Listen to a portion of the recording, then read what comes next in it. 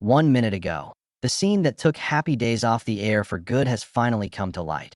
An unaired cut so shocking it forced network executives into an emergency meeting and sealed the show's fate.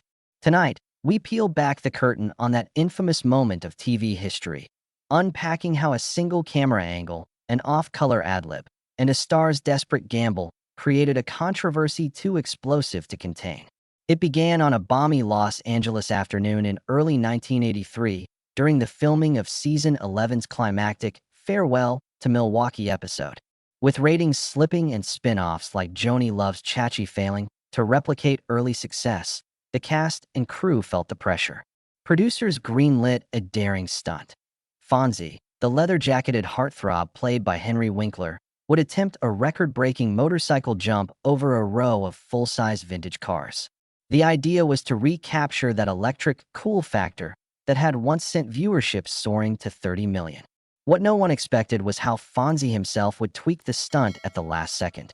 According to detailed production notes obtained exclusively by our sources, Winkler believed the sequence needed one more edge. As the cameras rolled, after Fonzie cleared the cars without a hitch, Winkler ad-libbed a flippant aside, an unscripted wink accompanied by a muted four-letter word aimed squarely at the studio audience concept he felt had grown too safe. That brief utterance barely registered in the live feed, but three directors present pounced, fearing it would breach the network's broadcast standards. Post-production should have made it easy to splice out the slip. Instead, the editor's tape inexplicably preserved the outtake in the master reel that went to clearance. Network censors didn't catch it until a frantic intern reviewing content hours before the scheduled airtime spotted the blurred-mouthed profanity. Panic spread through the corridors of ABC's headquarters. Within the hour, legal teams warned that airing a vulgarity, even slightly muffled, could cost affiliate stations their FCC licenses. As midnight approached, top brass convened an emergency green room session.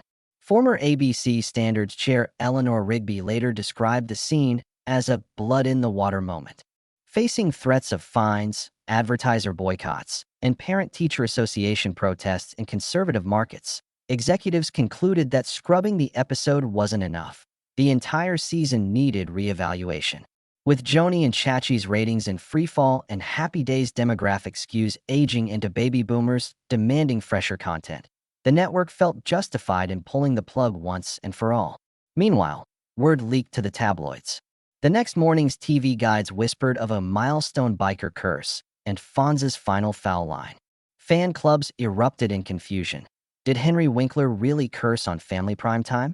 A clandestine memo from the network communications office, a document our team has secured, urged spokespeople to claim technical glitch and invited cast members to reaffirm our commitment to wholesome entertainment. It fell on Ron Howard, now an Oscar-winning director, to deliver a scripted apology on Good Morning America, once again reminding viewers that some things hidden behind the lens should never see the light. In the weeks that followed, syndicated reruns patched together earlier seasons, but the Farewell to Milwaukee episode vanished. Home video collectors hunted for bootlegs. VHS tapes from early preview screenings changed hands for hundreds of dollars. Internet archives still debate whether an original Betacam copy exists in a private vault somewhere in Burbank. To this day, syndication packages list 11 seasons. But for fans in the know, that cuss-word moment is spoken of in hushed reverence, the precise dragon's tooth that pierced the show's golden armor. The fallout reshaped primetime programming rules. Networks tightened profanity filters, introduced bleep gates, and enforced stricter disclaimers on live ad-libs. Producers learned that no matter how iconic a character, a single misstep can unravel decades of goodwill. Happy Days became the cautionary tale cited in network training seminars, a lesson in balancing star power with corporate risk. It also cemented the phrase, jumping the shark, as shorthand not merely for creative decline, but for the precise moment a beloved property crosses an unforgivable line. In our next segment, we'll trace how that lost episode transformed television censorship forever. We'll go inside ABC's archives, speak with crew members who still cringe at the memory, and explore why, 40 years later, fans still hunt for the one scene that took Happy Days off the air for good. The morning after the Farewell to Milwaukee stunt debacle, The atmosphere on the Happy Days set was electric with half-whispered rumors. Cast and crew arrived on a sunlit lot in North Hollywood, only to find doors padlocked and assistant producers scuttling between trailers with grim expressions. One camera operator later recalled the moment he saw a line producer tear through the commissary, shouting, "Clear the lot. No one's crossing that tape." Unused props lay scattered. Fonzie's trademark motorcycle parked beside his leather jacket, untouched. The palpable tension hinted that the network's decision went far deeper than a single expletive. Inside the soundstage where Richie Cunningham's family kitchen had once bustled with laughter, senior writers huddled in cloistered meetings.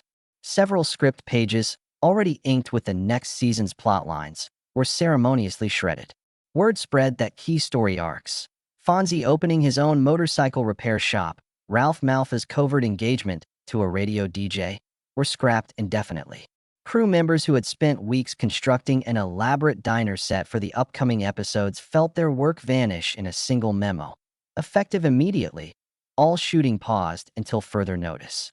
Henry Winkler himself was summoned to an emergency roundtable with ABC executives, flanked by his agent and a brand new etiquette coach. According to sources present, the actor was told that while the network valued his cultural impact, they could not tolerate deviations from their family-friendly mandate. Winkler, typically the picture of cool composure, reportedly winced behind dark sunglasses and pushed back against claims that his slip was anything more than a momentary lapse.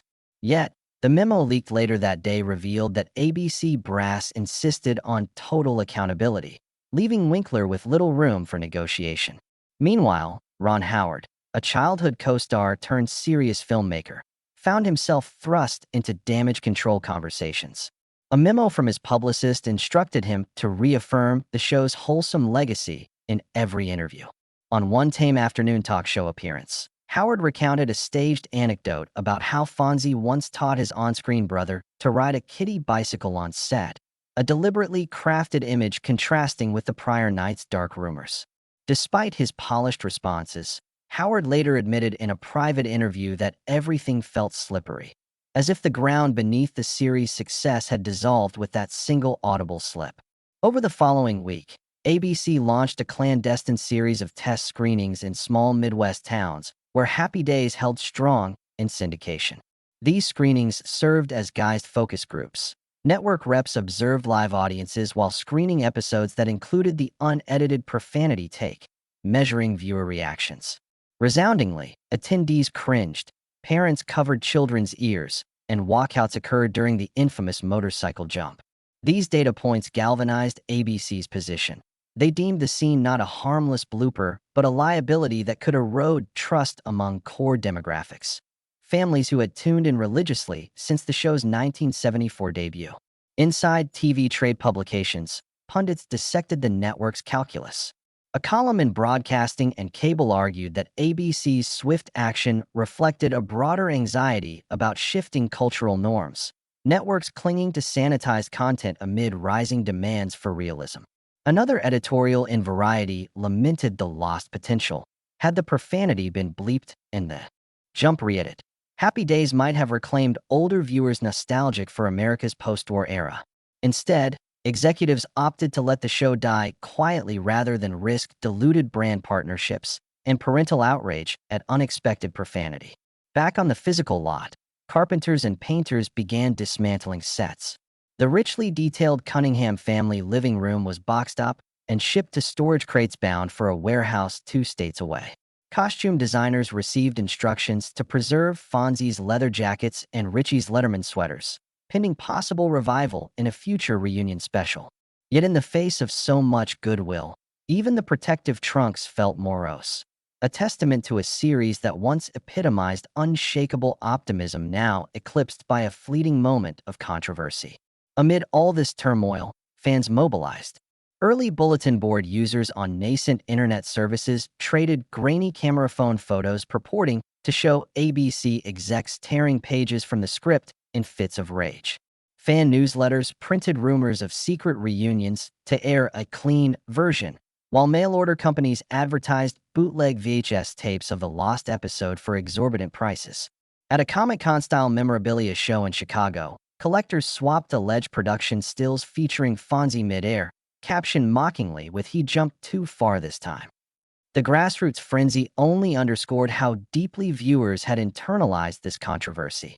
No longer content with mere nostalgia, they sought closure. On the network's end, ABC mounted a final PR salvo.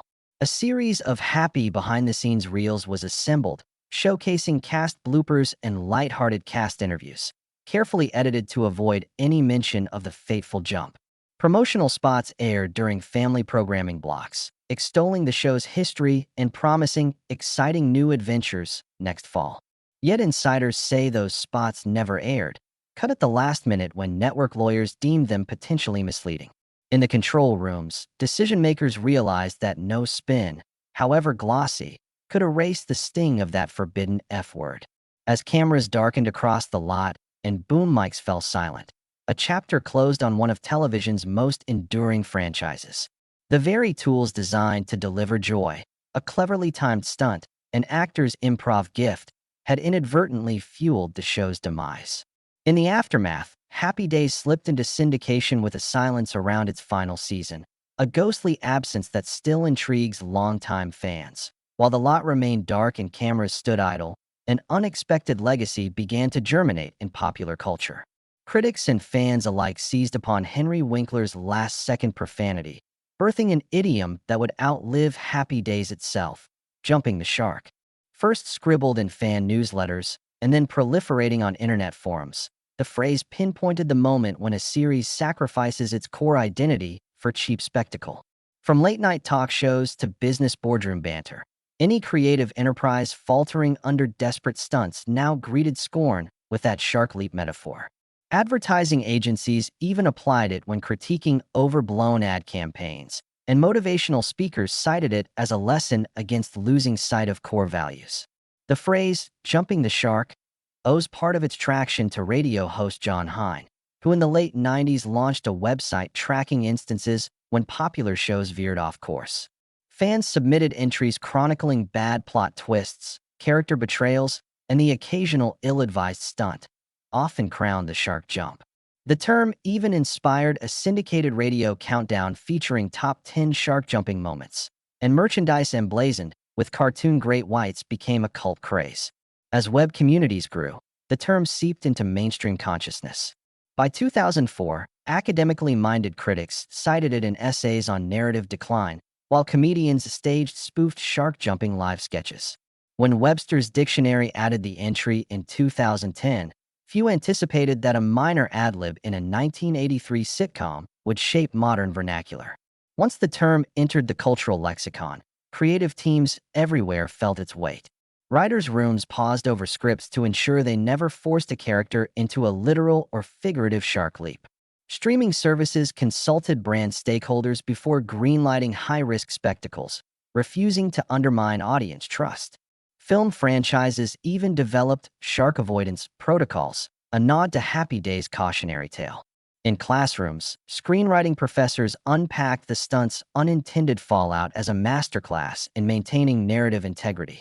What began as playful banter among fans hardened into a guiding principle for storytelling across media, safeguarding artistic credibility in an era hungry for authenticity.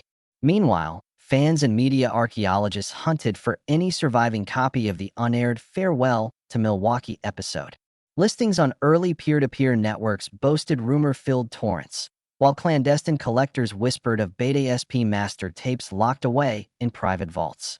At retro conventions, bootleg merchants displayed grainy VHS transfers labeled and censored fonts, fetching high prices from enthusiasts desperate to witness that infamous jump. Legal experts weighed in on fair use and archival exceptions, concluding that ABC's copyright would almost certainly stymie any official release. Academic conferences even offered small prizes to attendees who could unearth a credible clip, fueling a subculture of urban media spelunkers. For many aficionados, the missing scene became a treasure map leading to endless speculation and occasional disappointment. In recent years, streaming platforms toyed with nostalgia-based reboots, but focus group leaders warned that any attempt to revive Happy Days risked repeating a desperate ratings chase. Proposed revival scripts were quietly shelved after executives feared glossing over the Shark episode's legacy. Despite the current appetite for retro series, no major service has acquired the franchise rights. The collective memory of that single, unfiltered F-word continues to loom, a reminder that some cultural ruptures defy even the most well-intentioned resurrection efforts. Digital petitions on change.org accumulated tens of thousands of signatures demanding the lost episode stream, and the petitions even trended on Twitter. Yet fan culture refuses to let the story fade away. At comic conventions worldwide, devotees reenact the stunt with motorcycles and makeshift car rigs, and cosplayers don Fonzie's signature leather jacket while delivering the disputed line to thunderous applause. Podcasts dedicate episodes to dissecting every angle, interviewing coordinators, and analyzing notes. Hashtags like hashtag Where is the Shark abound, with grassroots petitions calling on ABC to release the original cut for historical record. Limited edition merchandise, mugs, t-shirts, enamel pins, bears shark silhouettes leaping over a TV screen, memorializing the moment that closed a beloved chapter in television history. Some fan-run archives host late-night screening events with shark-themed cocktails, joyfully celebrating folklore around the show. Ultimately, Happy Days did not simply end in 1983. It transformed into a parable about the delicate balance between creative ambition and narrative fidelity. What was intended as a thrilling stunt aimed at recapturing lapsed audiences instead ignited a backlash so intense that it became synonymous with television's great miscalculation. Today, writers, showrunners, and executives invoke Fonzie's leap as a cautionary signpost, reminding the industry that authenticity and respect for a show's essence are paramount. This legacy resonates across every storytelling medium. As we prepare to move into our next section, we will explore how this sharky aftermath influenced modern franchises and why creatives still study this moment as if their reputation depends on it. In the decades since Fonzie's ill-fated stunt, the specter of jumping the shark has loomed large over writers' rooms and network boardrooms alike. Every time a beloved show debates a gimmick or a radical plot twist, producers instinctively ask, "Are we about to jump the shark?" This question has become a rite of passage in creative meetings, a shorthand for maintaining integrity rather than chasing desperate ratings bumps. In practical terms, show Bibles now include shark avoidance clauses stipulating that any narrative leap must rest on character arcs and thematic logic, not on spectacle alone. As a result, series that once might have risked outlandish stunts now opt for subtle tension-building or character-driven reversals, honoring audience trust built over years. Animated juggernauts like The Simpsons internalized the shark lesson early on. When the writers contemplated morphing Bart Simpson into a masked Avenger in season 15, the room collectively balked, conscious of the risk that fans would view it as a contrived escalation. Instead, they redirected energy into exploring backstories and emotional depths, episodes revolving around familial bonds, mental health, and even meta-commentary on television itself. Similarly, other long-running cartoons such as South Park and Family Guy routinely audit their own proposed gags against the shark yardstick, ensuring that every absurd moment still flows organically from established character traits.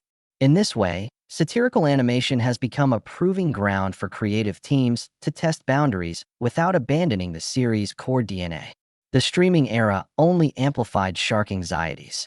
With binge-release models hinging on sustained engagement over multiple seasons, platforms like Netflix, Hulu, and Amazon Prime introduced viewer analytics dashboards that track drop-off rates per episode.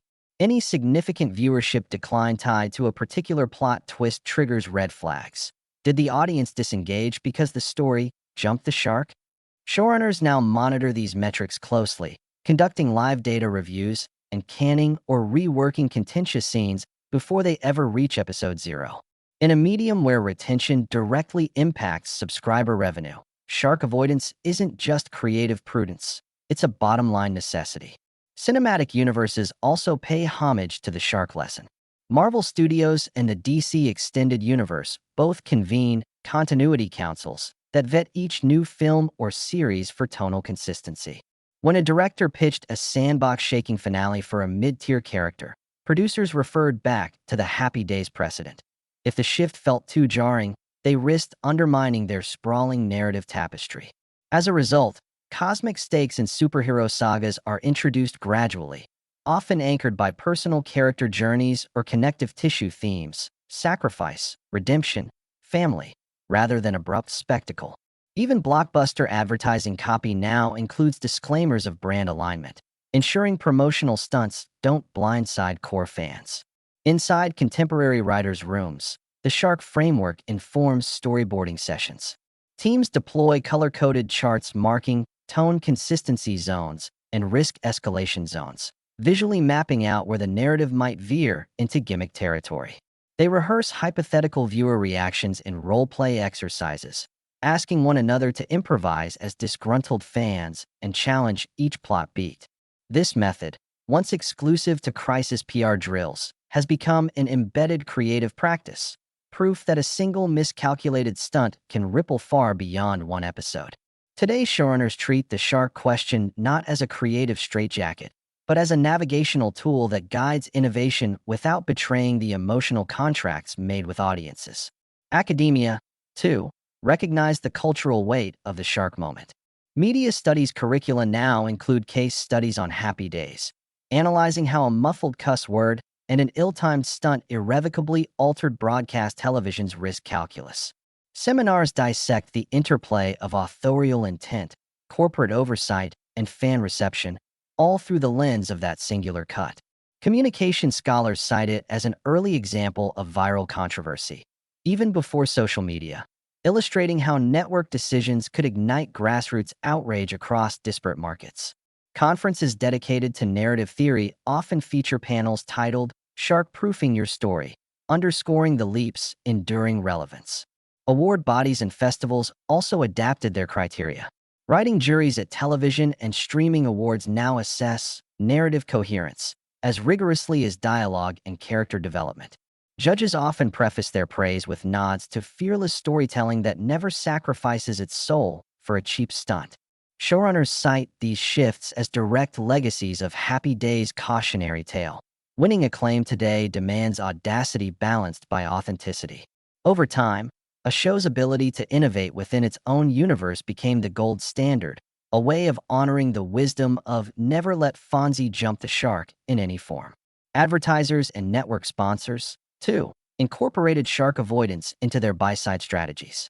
Media planners flag episodes under development that tag stunt-heavy in script outlines, negotiating higher ad rates, or opting for safer commercial placements. Brand safety meetings now include creative directors from shows to ensure sponsorships align with narrative tone and don't inadvertently endorse a shark jump moment. After all, no client wants to be associated with a controversy that sinks viewer goodwill or triggers FCC scrutiny. Risks first exemplified by one muffled expletive in a leather jacket. Ultimately, the legacy of that unaired scene is not confined to Happy Days lore. It permeates every facet of modern storytelling.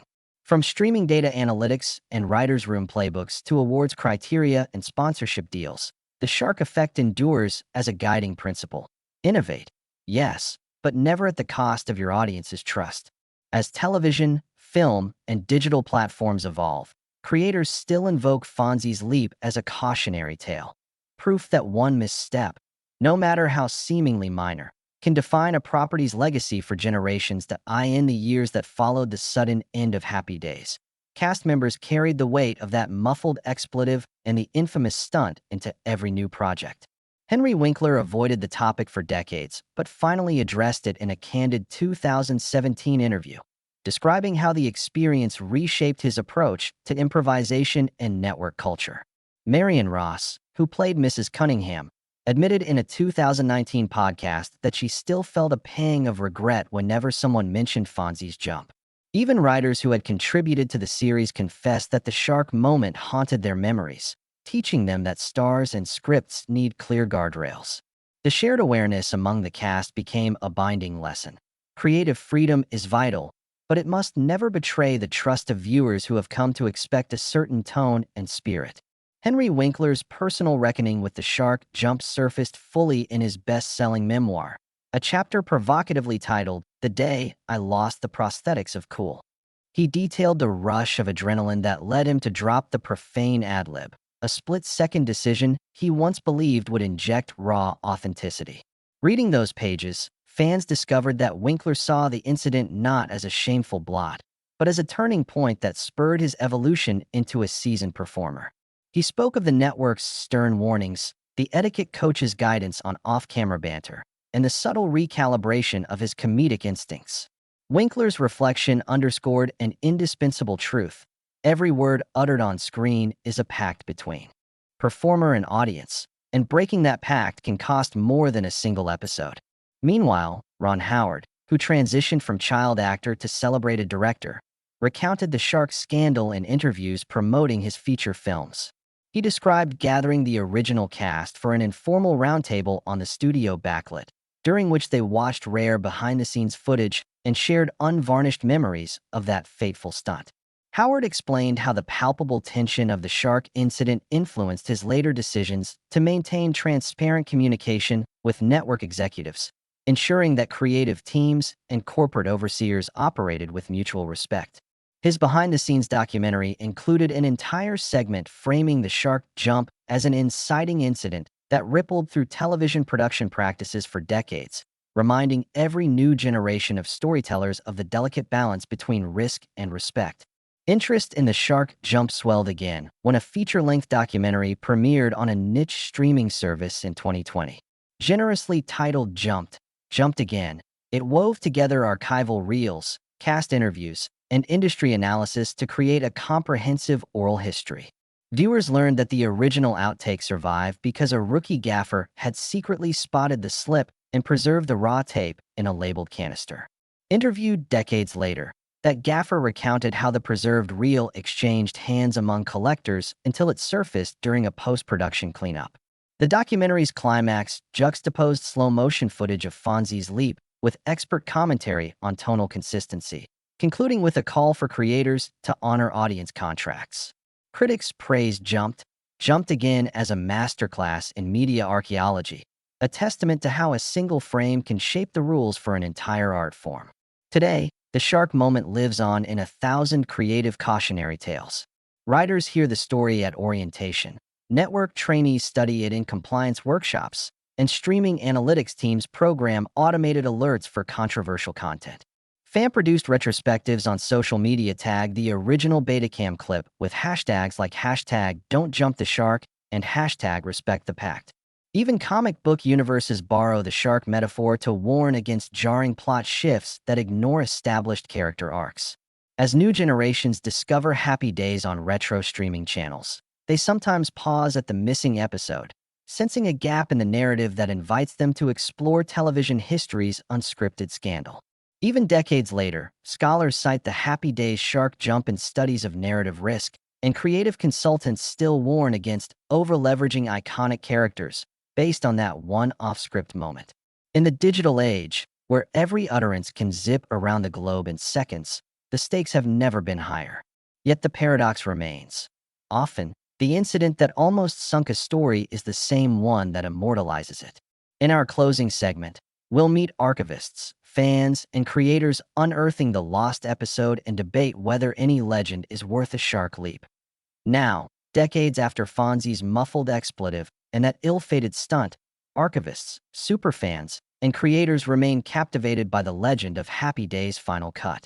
At UCLA's Film and Television Archive, preservationists pore over deteriorating reels, scanning each frame for evidence of the missing slip.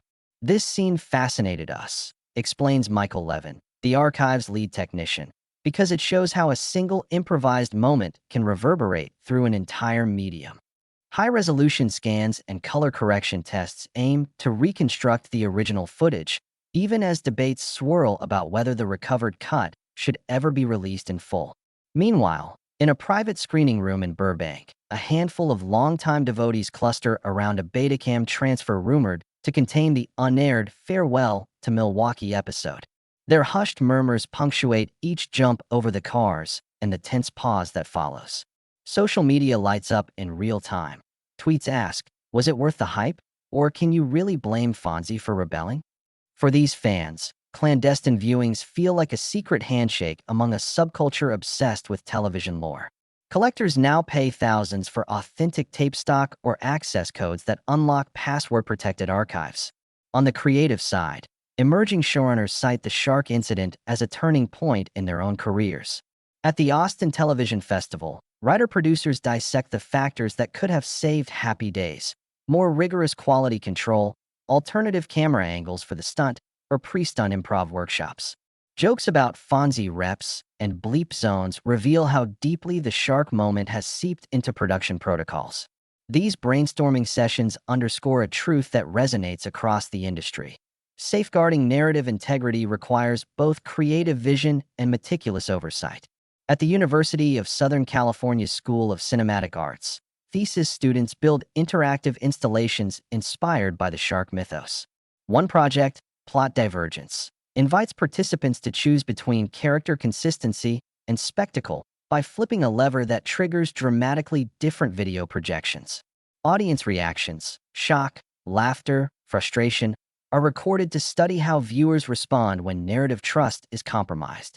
The findings echo the real-world betrayal fans felt in 1983, illustrating that once key expectations are broken, audience engagement can plummet. Podcasters and audio creators mine the depths of the shark saga as well. A popular series titled Diverging Currents dedicates episodes to anxious editors and directors recounting how they discovered the rogue expletive in rushes. As these veterans share behind-the-scenes anecdotes, listeners gain insight into the precarious balancing act of post-production, where one misaligned edit can undo hundreds of hours of work. Each tale underscores the industry's evolution, from ad hoc problem-solving to formalized shark audits, long before the term became common parlance. Even set designers and stage managers have adopted shark avoidance practices. At major studios, shark audits walk through proposed set blueprints to identify acoustic risks and unintended sight lines, ensuring no actor's line inadvertently becomes an unscripted controversy. Meeting minutes from these audits are now as routine as budget reports, demonstrating how a single moment in 1983 catalyzed systematic changes in technical rehearsals and production safety checks. Yet amid all these protocols lies a persistent question: was any moment worth sacrificing Happy Days' legacy? Fan conventions split almost evenly. Some argue the controversy gave the show a second life as cultural touchstone, while others insist the loss of an entire season was too high a price for fleeting shock value. Polls at retro TV festivals reveal that many viewers believe the shark jump's notoriety both marred and magnified the series' mythic status. In the end, the story of Fonzie's leap illuminates a fundamental truth about storytelling: trust is currency. Once that contract between creators and audience is breached, every subsequent beat is viewed with skepticism. Modern showrunners, streaming platforms, and advertisers now guard that trust as zealously as the most precious IP. Yet for devoted aficionados, the missing Farewell to Milwaukee episode remains an invitation to explore TV history's hidden corners, a reminder that every narrative carries the potential for soaring triumph or sudden downfall. As we close this deep dive, one thing is clear: the faint echo of a single, muffled expletive has transcended its modest origin to shape how entertainment is crafted, consumed, and conferred upon posterity. The legend of Fonzie's jump endures not only as a cautionary tale, but as an enduring chapter in the saga of creative risk and communal memory. And so, the final verdict rests with you. When you next craft a narrative moment, ask yourself: are you about to soar or about to jump the shark?